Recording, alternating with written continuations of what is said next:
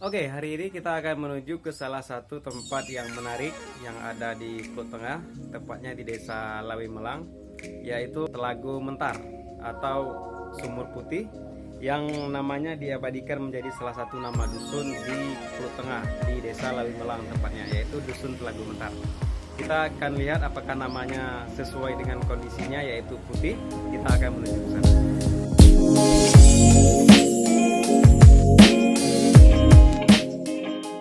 Jadi sebelum sampai ke lokasinya kita harus menempuh pembatang sawah, beberapa pembatang sawah untuk mencapai ke lokasinya.